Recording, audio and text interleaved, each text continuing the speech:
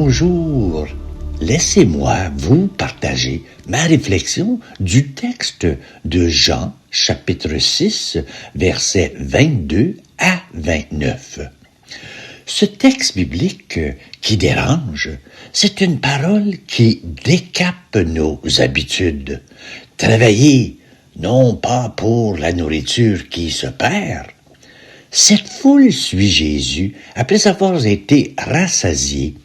Elle a vu un miracle. Elle a mangé. Elle a été comblée. Mais Jésus dévoile quelque chose de plus profond. Il le cherche, non pour ce qu'il révèle, mais pour ce qu'il donne. Autrement dit, il cherche le pain, mais passe à côté du sens. Et si cette foule, c'était nous?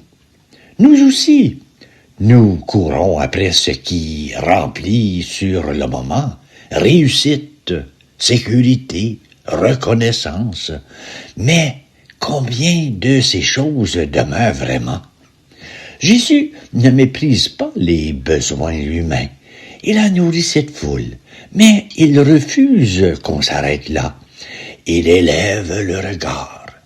Il ouvre une autre faim, plus profonde, plus exigeante, la faim de sens, la faim de vérité, la faim de Dieu. Dans un monde saturé d'informations, de consommation, de vitesse, cette parole est d'une actualité brûlante.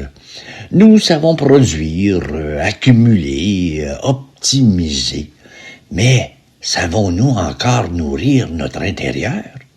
Savons-nous ce qui, en nous, ne se perd pas? Quand Jésus dit « travailler », il ne parle pas d'un effort matériel supplémentaire, il parle d'une orientation de la vie. Pourquoi vivons-nous? Pourquoi dépensons-nous notre énergie? Ce n'est pas une question morale, c'est une question existentielle. Car on peut réussir sa vie extérieurement et rester intérieurement affamé.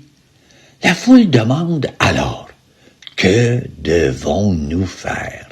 Et la réponse de Jésus surprend. L'œuvre de Dieu, c'est que vous croyez.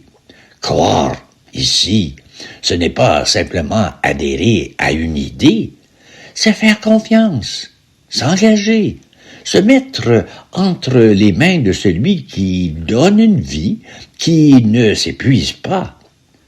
Ce passage fait écho à toute une mémoire biblique. Dans le désert, le peuple d'Israël reçoit la manne, ce pain mystérieux donné chaque jour dans le livre de l'Exode. Mais ce pain ne pouvait pas être stocké. Il fallait faire confiance chaque jour. Déjà, Dieu enseignait que la vraie vie ne se sécurise pas par accumulation, mais par relation. Et dans le Deutéronome, il est écrit « L'homme ne vit pas seulement de pain ». Parole que Jésus reprend dans l'Évangile selon Matthieu. Toute la Bible nous conduit à cette idée. Dieu ne donne pas seulement des choses, il se donne lui-même. Pour aller plus loin, le verbe grec utilisé pour travailler est argezeske, qui signifie aussi accomplir, mettre en œuvre. Jésus ne parle pas d'un effort productiviste, mais d'une œuvre intérieure. Quant au mot nourriture, brosis, il désigne ce qui est consommé. Mais Jésus oppose ici ce qui est périssable, apolyménène, à ce qui demeure, monousan, un verbe clé chez Jean, qui signifie rester, habiter, persévérer. Et lorsqu'il parle du sceau, du perd, il utilise sphrosages, image d'authenticité et d'autorité divine. Le Fils est celui qui porte l'empreinte de Dieu. Ainsi, croire en lui, c'est entrer dans cette relation vivante qui ne se perd pas. La vraie nourriture, ce n'est pas ce que nous consommons, mais celui en qui nous demeurons. Et voilà ma petite réflexion. Je vous ai composé une prière en lien avec ce texte, et la voici.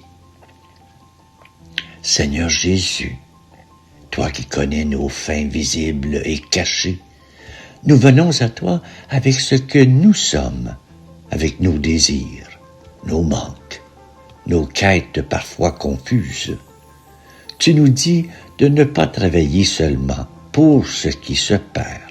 Et pourtant, si souvent, nous nous épuisons pour des choses qui ne demeurent pas. Apprends-nous à chercher l'essentiel, à reconnaître en toi la vraie nourriture qui donne la vie en plénitude. Donne-nous un cœur qui croit vraiment, un cœur qui fait confiance, même quand tout n'est pas clair, même quand la route semble incertaine. Comme ton peuple au désert, apprends-nous à recevoir chaque jour ce que tu nous donnes, sans vouloir tout maîtriser, mais en vivant de ta parole. Seigneur, fais grandir en nous la faim de toi, la soif de vérité, le désir d'une vie qui ne s'épuise pas, et que nos vies deviennent à leur tour un signe pour les autres, un pain partagé, une présence qui relève et qui espère. Amen. Et bien, en terminant, retenons ceci. La question n'est pas seulement ce que nous cherchons, mais ce qui en nous mérite vraiment d'être nourri. Entre ce qui passe et ce qui demeure, Jésus nous invite à faire un choix lucide et courageux. La foule cherchait du pain pour aujourd'hui. Le Christ offre une vie pour toujours. Alors, repartons avec cette orientation simple mais exigeante. Ne pas laisser nos journées être entièrement consommées par l'éphémère, mais ouvrir en nous un espace pour l'essentiel. Croire, c'est déjà commencer à vivre autrement.